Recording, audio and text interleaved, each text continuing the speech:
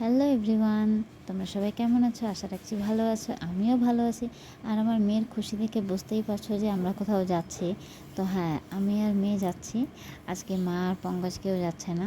যাচ্ছি হচ্ছে কাদের সাথে সেটা একটু পরেই জানতে পারবা। তো রেডি হয়েছি আমি প্রায় অনেকক্ষণ, তো বসে আছি। তো আমার মেয়ে আর ঘরে বসবে না, সেই জন্য এই যে আমরা রাস্তায় বেরিয়ে পড়লাম যে এখানে একটুখানি ওয়েট করি, ওরা চলে আসবে।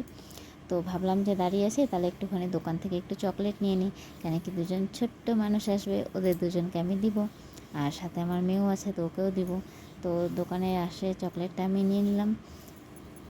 আর কে আসবে একটু পরেই তোমরা জানতে পারবে যে কে আসবে আর কোথায় যাচ্ছি, কাদের সাথে যাচ্ছি। তো এই যে আমার অপেক্ষার অবসান শেষ, এই যে চলে এসেছে আমার দুই বান্ধবী। এই যে আমার বান্ধবী, তাই না? কত যুগ পরে দেখা হইলো। কত বলে যুগ? 2 বছর। 2 বছরের বেশি। আমার বিয়ের সময় আসছিলিস তুই, যুগ বলে তাই না? 2021-এ, এখন 24, তাইলে যুগ। হ্যাঁ, আর এটা হচ্ছে আমাদের দীপারানী, তাই না? সবাই এই যে এই করে দাও। বাবা, হ্যাঁ হ্যাঁ, বলছি ঝর্ণার সাথে আমার কত বছর পর দেখা হয়েছে বলো? তোর তো অনেক বছর, ওইটাই তো। এক যুগ হয়ে যাবে। হ্যাঁ, ও actually। এক যুগ হয়ে যাবে। ওই ঝর্ণা এদিকে আয় তো, ওই ঝর্ণা এদিকে এদিকে, ওই গোলু এদিকে আস।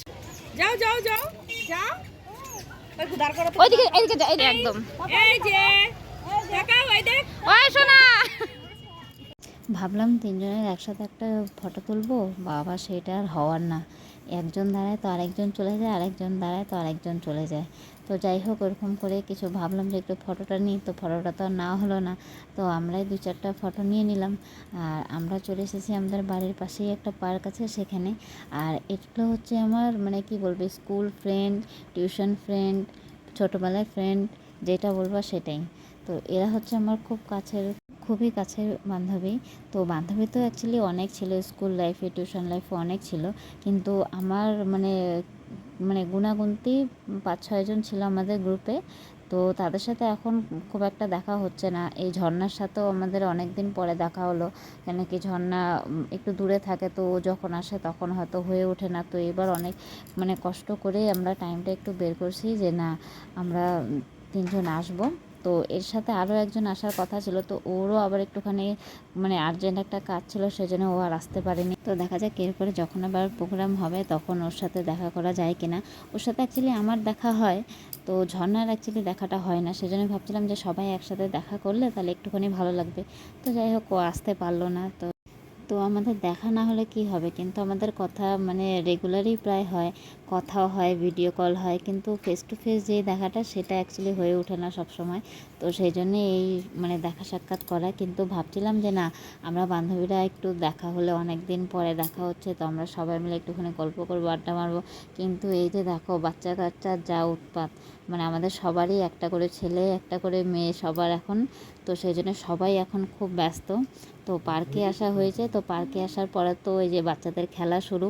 তো আমরা তো বাচ্চাদের পিছনে দৌড়াতে দৌড়াতেই আমাদের অবস্থা মানে খারাপ হয়ে গেছে।